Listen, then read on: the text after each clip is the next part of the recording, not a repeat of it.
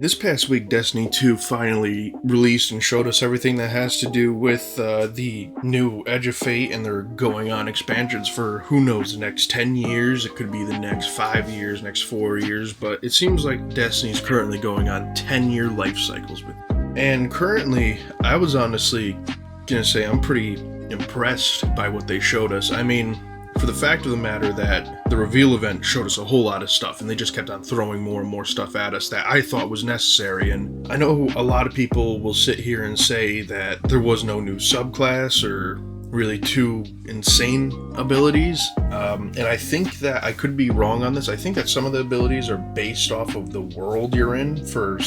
Kepler is a world they made out in the edge of the Destiny universe that's still in the solar system. And a lot of people are probably going to think that, well, we're not escaping the solar system yet to help out the Cabal we're not going to help out the Hive anymore, but the Cabal and the Elixni are already helping themselves. They already have one of those special little thingamybobs that'll shine light upon their land, reviving and terraforming it, so I don't think we really need to help them anymore. And the Cabal don't seem super interested into returning to Tora Battle because they don't have one of those, and the Traveler's not going to just move away from Earth now. It's pretty much stuck in its orbit permanently. I really don't see it moving anywhere. So what I will say is that I'm pretty impressed in how they're doing the new outline, and honestly, I think I liked it more than the quote-unquote old structure, which, I mean, to me, this is the original structure, Yeah, two medium-sized expansions per year, maybe an update with all those expansions. But here you get two medium-sized expansions again, which we'll get to talking about this one. Some people are mad about this one. Two medium-sized expansions, you have to pay for the expansions, and then you also get a little major update here. That's what they say. So September you'll get a major update. And then in March you'll get a major update again too for Renegades. So I'm glad to see what this is going to be. I think they might have accidentally released more than they needed to show us in the video, and I'll get to that here in a little bit. But honestly, I think that this is going to be a great new year for Destiny and a great beginning to a new expansion. I like where the new director's going. I'm pretty sure it is a new game director, right? He was playing with us, he was creating stuff with Halo, and he's been with Bungie for years from what I know of. So if this is his idea here, I like it, and I think it should continue this going forward. Having a year with a few episodes that are kind of lackluster at best in between, it wasn't really doing it for anyone anymore, and I don't think it really ever did it too well for anyone to begin with. But I would have understood like a major expansion for Witch Queen and maybe the final shape, but Lightfall, honestly, you could have had two little things in there. Lightfall really wasn't that great, but that's my opinion. But Right of the Nine, we're in that right now, available to everyone for free. Edge of Fate, paid, but the next part, free.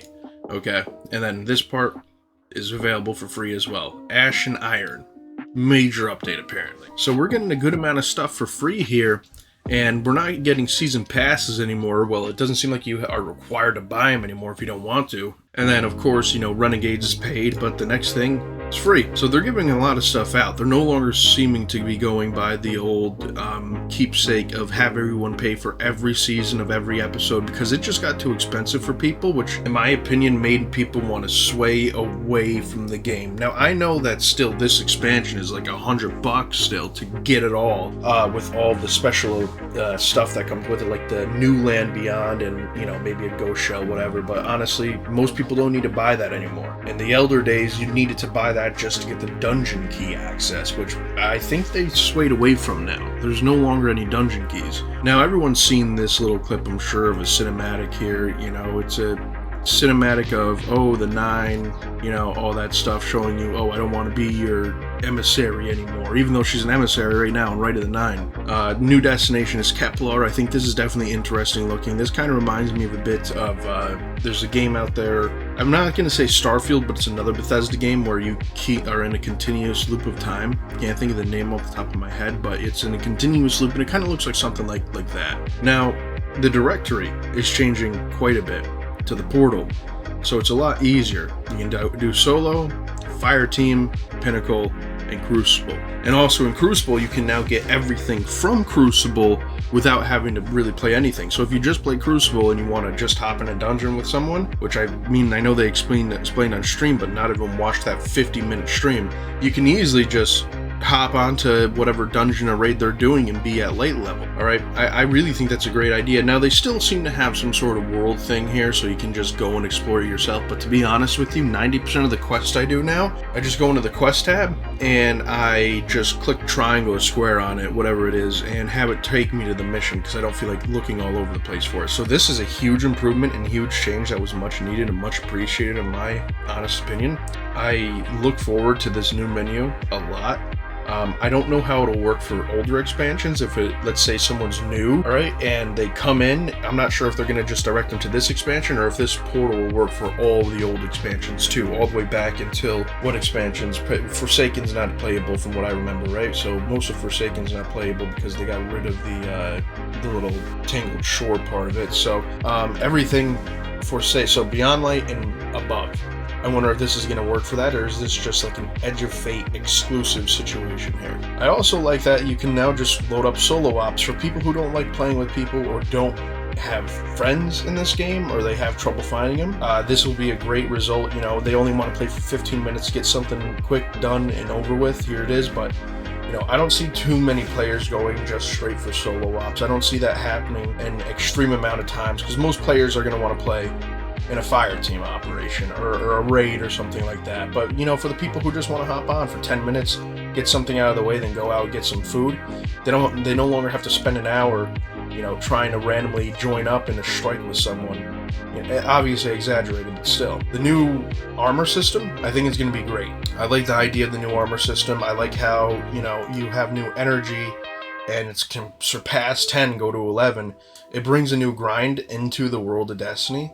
I also think that it'll help us a lot in the long run, because the current armor system truly does suck. The armor system isn't great, and it hasn't been great in a long time. People are always just trying to get triple 100s, waiting for random rolls. I think this might take away some of that especially. We'll have to wait and see how everyone reacts to it when it comes out to see if it truly is good, but I think this is going to be a large improvement over what we currently have. I also can't wait for this here. Definitely. You have 6 ranks here, 6 being the best rank. This is going to tell me what I need to keep in my vault and what I can just delete. I cannot wait for this to come, because if I get a rank 6 gun, I know I'm keeping it. If I get like a rank 3 or below, even with the right perks, I'm going to delete it. This makes things a lot easier, at least for players like me who don't remember every single roll and every single way, like, oh my god, this is the god roll. This might not be the god roll. Some guns are obvious with the god rolls, some others aren't, but you know, they're just not the great guns in the first place. But this will definitely show us here exactly, is it a good roll? Its rank is high. Keep this weapon because it has numerous perk slots. I mean, look at this. 3 perks in one gun. Numerous perk slots and numerous things to choose from. And honestly, anything that's a 3 and below, I'm calling it now, you can pretty much delete. There's going to be no reason to keep it. Even though I do believe that the weapons we're getting right now from Raid of the 9 are going to be 3 at tops. So by the time this comes out, when you're done grinding and possibly get those same weapons, just delete them. I could get rid of 90% of my vault now and not have to worry about this, because this will tell me right here if it's a good weapon or not. That's all that matters to me now. That's all that really matters. Besides, you know, the perks, of course, yeah, those would be interesting. This right here is going to tell you if it's going to be powerful or not. I love this idea. I think it's a great implementation, and I don't think they could have done any better. The Renegades expansion, though, a lot of people are angry about. A lot of people don't want it, because they're afraid that it's going to just be too Star Wars-esque. I mean, the Hunter's literally holding Boba Fett's gun, and the Warlock's literally holding a lightsaber. So will it be Warlock-esque, or Star Wars-esque? Absolutely it will. But do I think the whole expansion is going to be about Star Wars? No, I think it definitely took inspiration, but if you look at Destiny in general, they take inspiration from a lot of places, so it doesn't surprise me that over time they eventually decided to take it from one of the largest, if not the largest space franchise to ever exist in history. I mean, this is like a no-brainer. If you look at everything they've released just for Star Wars in the past month, 2 months, whatever it's been, I mean, I've never been a big Star Wars fan, then you would have seen something like this coming easily. I knew it was kind of, you know, it felt like something was coming, all right? Now, there's a whole bunch of other stuff with pre-orders you can get, you know, the Year of Prophecy, all of that stuff, but honestly, I'm just here for the improvements. This looks dope, absolutely, you know, but I don't know if I'm going to get a collector's edition. New Land Beyond does a lot of DPS, but let's go on from something. I think this is our new enemy, right here. This guy is going to be our new enemy, and he is not recognized as our new enemy yet, but it's only a matter of time. Now, the reason you might ask, why would you say he's going to be our new enemy? Well, look at his face. Tell me that doesn't look like he's the embodiment of the Witness, okay? The only difference is that the Witness wasn't literally trying to tear itself apart from the inside out as easily, versus this guy looks like a bunch of souls mixed into him, and now they're trying to force themselves out because his will isn't as strong as all of theirs combined. You could say I'm wrong, we could figure out I'm wrong, but to be honest with you, to me, this screams Witness 2.0. He got his hands on one of those special light thingies, even though, because we don't really know how many were actually sent out. We only captured 3 of them. One of them went with Aramis, the other one's still with the professor, or whatever the hell that lady's name is, and the other one was destroyed because it had orcs inside of it. Now this guy looks like he could have had the 3rd one, and this could have easily given him the power to combine his, a few people into one. Or he could have found the veil and combined a few people into one. This makes sense to me. I really think that this guy's going to be the next enemy. He's not going to show his cards immediately, but over time, A, he'll either betray us, or B, we'll end up figuring out he was never on our team to begin with and end up blasting him. I am very excited for the Edge of Fate to actually drop. I can't wait to see what it comes out with and how it looks, and I think we're going to have a great time. I honestly think that one of the major updates are going to possibly be some updates to our abilities in general, so I'm thinking they're going to update, possibly, maybe we'll get a new super even. It's not going to obviously drop with Edge of Fate Day 1, but these major updates I want to point out again. They say major for a reason, okay? They're not going to just sit here and release a few things when it's not a major update. So I'm imagining somewhere in here we're going to get new abilities, and somewhere in here we'll probably get new supers. Maybe even in here we'll get a new subclass. I doubt it, but I'm okay with that. I really just at this point want them to bulk up their special abilities for the standard classes we have now and the supers we have now. We need more supers to those subclasses so they're more deadly, especially Strand, Stasis, and even some of the light.